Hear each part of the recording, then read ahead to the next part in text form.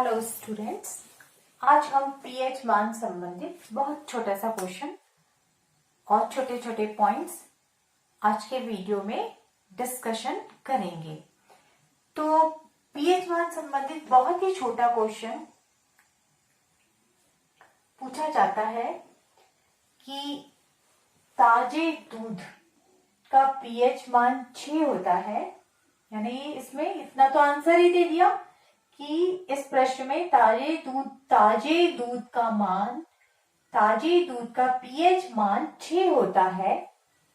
दही बन जाने पर इसके पीएच मान में क्या परिवर्तन होगा।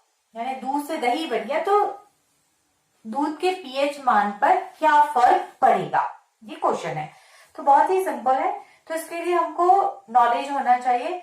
यहाँ तो पीएच मान, दूध का पीएच मान 6 दे दिया गया है, लेकिन यदि सिंपल भी पूछ सकता है कि यदि दूध से दही बन जाए तो उसके पीएच मान में क्या फर्क पड़ेगा। तो हमको ये छोटी छोटी बातें मालूम होनी चाहिए। नंबर 1, ताजे दूध का पीएच मान 6 होता है। जल का पीएच मान 7 होता है।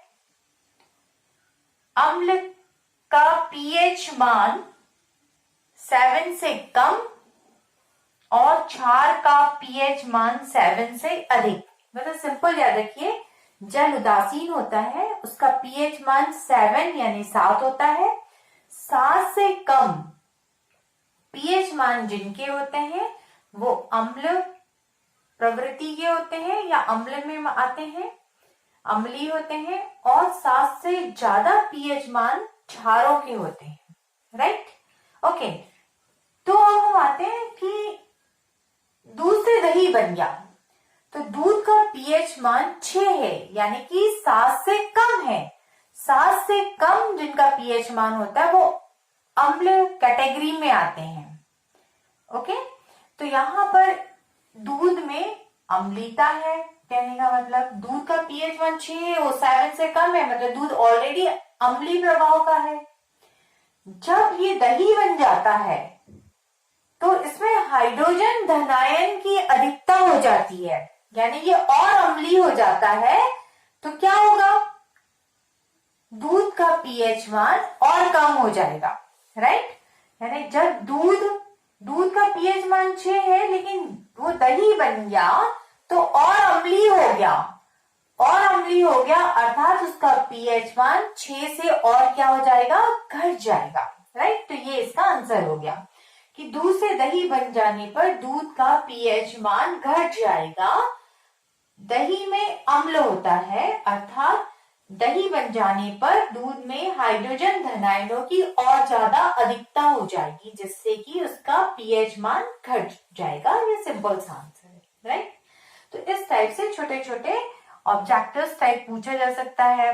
ये क्वेश्चन पूछा जा सकता है, इस टाइप का पूछा जा सकता है कि दूध का पीएच मान क्या है, जल का पीएच मान क्या है, अम्लों का पीएच मान क्या होता है, क्षारों का पीएच मान क्या होता है।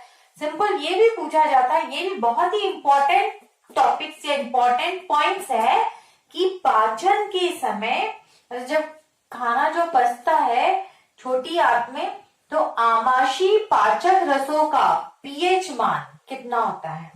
तो पाचन के समय आमाशय में जो पाचक रस होते हैं उनका पीएच मान 8.08 से 8.3 के मध्य होता है। ये याद रखें, वेरी वेरी इंपॉर्टेंट है कि पाचन के समय पाचक रसों का, आमाशय में पाचक रसों का जो पीएच मान होता है ये होता है 8.08 से 8.3 या 8 भी याद रख सकते हैं यदि 8.08 याद नहीं है तो 8 से 8.3 के बीच होता है। यदि पूरा याद रहे तो ज्यादा बेटर रहेगा कि आमाशयी पाचक रसों का पीएच मान 8.08 से 8.3 होता है। किसके समय, पाचन के समय में। ठीक है, छोटी आंत में जो पाचन होता है तो पाचन के समय आमाशयी पाचक रसों का पीएच मान 8.08 से 8.3 के मध्य होता है। Okay, that's all.